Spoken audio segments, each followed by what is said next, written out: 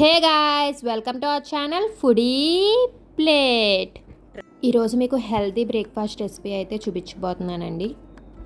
అదేంటో కాదండి, ఓట్స్ దోశ అలాగే పల్లి వేపుడు శనగపప్పు చట్నీ అండి. రెండు ఇదే వీడియోలో ఉంటుంది. సో లాస్ట్ దాకా స్కిప్ చేయకుండా చూసేయండి. చూసారా, ఓట్స్ దోశ అయినా ఎంత క్రిస్పీగా వచ్చిందో. సో ఇంకా క్రిస్పీగా హెల్తీగా దోశ ఉంటే ఇంకా మనకి ఏం కావాలి చెప్పండి. సో వీడియో అయితే చూసి మీరు కూడా ట్రై చేసేయండి. ఇంకా ప్రాసెస్లోకి వెళ్ళిపోదామండి. ఇప్పుడు మీకు బౌల్ చూపిస్తున్నాను కదా, ఆ బౌల్తో మెజర్మెంట్స్ తీసుకుంటున్నాను, అందుకే మీకు చూపిస్తున్నాను. ఫస్ట్ అయితే ఆ బౌల్తో ఓట్స్ తీసుకోండి. 2 కప్స్ ఆఫ్ ఓట్స్ తీసుకున్నాను నేనైతే. చూసారండి, కప్పు జారిపోయింది. బిహైండ్ ద సీన్స్ ఇలా ఉంటాయండి. మీకు వీడియో పెట్టే ముందు బోల్డ్ ఉంటాయి వెనకాల. సో 2 కప్స్ ఆఫ్ ఓట్స్ తీసుకున్నాను. దాంట్లో 1/2 కప్ ఆఫ్ పచ్చిశనగపప్పు వేసుకోండి. ఇప్పుడు దీంట్లో కొంచెం 1/2 టేబుల్ స్పూన్ ఆఫ్ మెంతులు కూడా వేసేసుకోండి. ఇవన్నీ వేసుకున్నాక ఒకసారి బాగా వాష్ చేసేసుకొని దాంట్లో అవి మునిగేదాకా వాటర్ పోసుకొని 5 to 6 అవర్స్ నానబెట్టుకోండి. ఇప్పుడు ఇది పక్కన పెట్టేసుకొని వేరే బౌల్ తీసుకొని దాంట్లోకి అయితే మీరు మినప్పప్పు అయితే వేసుకోండి. ఇందాక మనం చూపించుకున్నాం కదా, అదే బౌల్తో ఒక బౌల్ వేసుకున్నాను. అది కూడా మీరు బాగా వాష్ చేసేసుకోండి. నేనైతే పొట్టు మినపప్పు తీసుకున్నానండి, మీరు మామూలు మినపప్పు తీసుకున్నా పర్లేదు. దీంట్లో కూడా వాటర్ పోసుకొని 5 to 6 అవర్స్ అయితే సోక్ చేసుకోండి.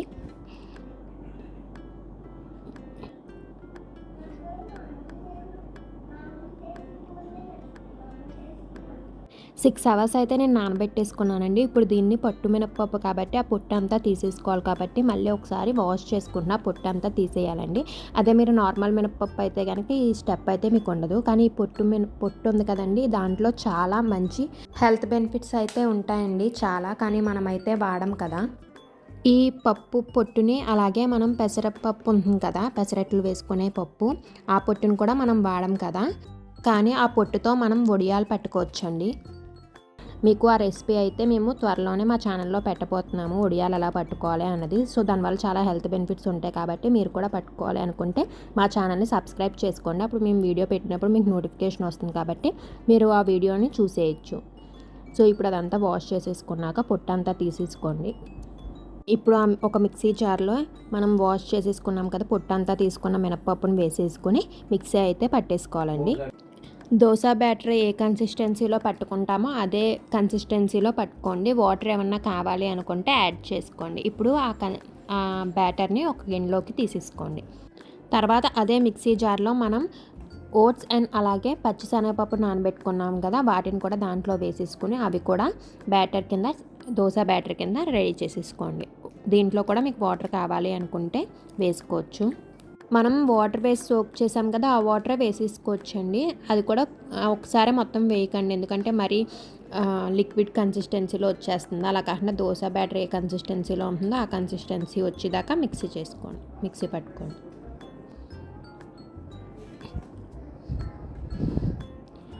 ఇప్పుడు ఈ బ్యాటర్ని కూడా ఇందాక మనం చేసుకున్న బ్యాటర్లోకి వేసేసుకున్నాక బాగా మిక్స్ చేసుకోండి. 2 బ్యాటర్స్ మిక్స్ అయ్యేటట్టు బాగా మిక్స్ చేసేసుకున్నాక మూత పెట్టి పక్కన పెట్టేసుకోండి. అప్పుడు పిండి అనేది ఫర్మెంట్ అవుద్ది. ఇది ఓవర్ నైట్ ఇలా వదిలేస్తే బాగా ఫర్మెంట్ అయ్యి దోశలు అయ్యి బాగా వస్తాయండి. సో మీరు ఏం చేస్తారంటే రేపు దోశలు వేసుకోవాలి అనుకున్నప్పుడు ముందు రోజు ఈ ప్రాసెస్ అంతా చేసేసుకోండి. అంటే సోక్ చేసుకోవడం, మిక్సీ వేసేసుకొని ఓవర్ నైట్ అయితే ఈ పిండిని ఫర్మెంట్ చేసేయండి. అప్పుడు నెక్స్ట్ డే మార్నింగ్కి బాగా ఫర్మెంట్ అయ్యి ఉంటుంది. చూసారుగా, ఫర్మెంట్ అయ్యాక ఇలా ఉంటుందండి. ఇప్పుడు దీంట్లో మనం కొంచెం సాల్ట్ అయితే వేసుకోవాలి, తగినంత సాల్ట్. చూసారా, ఫర్మెంట్ అయిందని తెలుస్తుంది. దీంట్లో తగినంత సాల్ట్ వేసేసుకొని మిక్స్ చేసేసుకోండి. అంతేనండి, దోసపిండి అయితే రెడీ అయిపోయినట్టేనండి.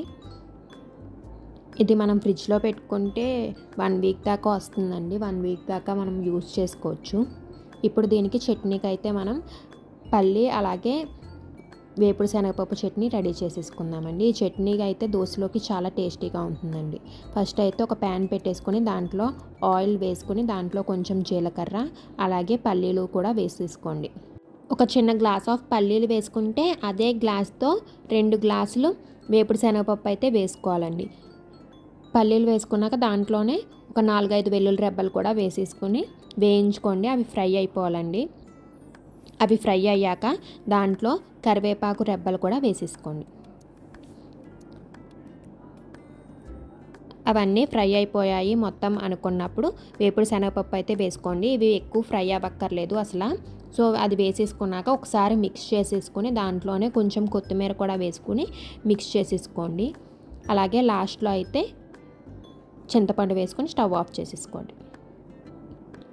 అవి పక్కకి తీసేసుకొని అదే ప్యాన్లో కొంచెం ఆయిల్ ఉంటుంది కదండి, దాంట్లోనే మీరు పచ్చిమిరపకాయలు కూడా ఒకసారి ఫ్రై చేసుకోండి. ఎక్కువ ఫ్రై చేసుకోకండి, కొంచెం ఫ్రై అయితే సరిపోతుంది. ఇప్పుడు ఇవన్నీ కొంచెం చల్లారాక మిక్సీ జార్లో వేసుకొని తగినంత సాల్ట్ అలాగే కొంచెం వాటర్ వేసుకొని మిక్సీ అయితే పట్టేసుకోండి. ఈ పల్లీ చట్నీ చాలా టేస్టీగా ఉంటుందండి దోశల్లోకి. సో మీరు ఎప్పుడు ట్రై చేయకపోతే ఈ స్టైల్లో ట్రై చేయండి. అంతేనండి, ఎంతో టేస్టీ అయిన హోటల్ స్టైల్ చట్నీ అయితే రెడీ అయిపోయింది. దీంట్లోకి మనం తాలింపు కూడా వేసుకోవచ్చు.